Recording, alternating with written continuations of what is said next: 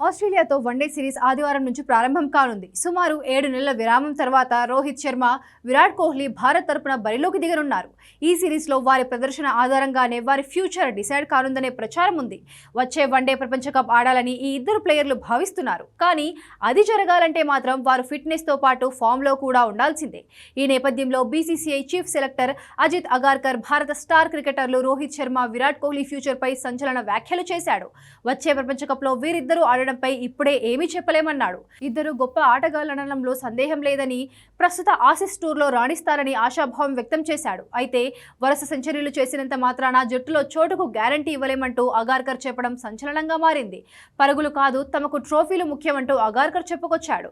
ఈ సిరీస్లో వరుసగా 3 సెంచరీలు చేసినా కూడా జట్టులో ఉంటారన్నది చెప్పలేమన్నాడు.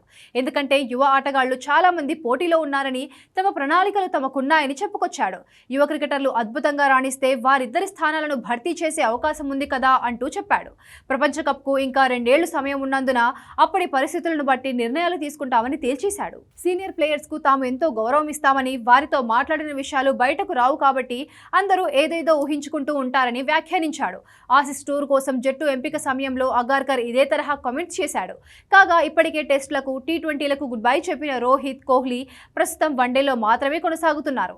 ఆస్ట్రేలియా టూర్లో రాణించడంపైనే వీరిద్దరి వన్డే కెరీర్ ఫ్యూచర్ ఆధారపడి ఉందన్న వార్తలు వస్తున్న నేపథ్యంలో అగార్కర్ చేసిన తాజా వ్యాఖ్యలు మరింత చర్చకు దారితీశాయి. ఇదిలా ఉంటే రోహిత్, కోహ్లీ టెస్ట్ రిటైర్మెంట్ పైన అగార్కర్ స్పందించాడు. నిజానికి ఇంగ్లాండ్ టూర్లో వారిద్దరిని ఆడించాలనుకున్నామని, కానీ వాళ్లే వీడ్కోలు పలికారని చెప్పాడు. రిటైర్మెంట్ అనేది ఆటగాళ్ల వ్యక్తిగత నిర్ణయమని, ఎవ్వరూ ఒత్తిడి చేయరని స్పష్టం చేశారు. గంభీర్ ఒత్తిడితోనే రోహిత్, కోహ్లీ టెస్టులకు గుడ్ బై చెప్పారని అప్పట్లో వార్తలు వచ్చాయి. అదే రిటైర్మెంట్ అనేది ప్రతి ఆటగాడి కెరీర్లో చాలా సహజమైన విషయంగా అగార్కర్ చెప్పుకొచ్చాడు.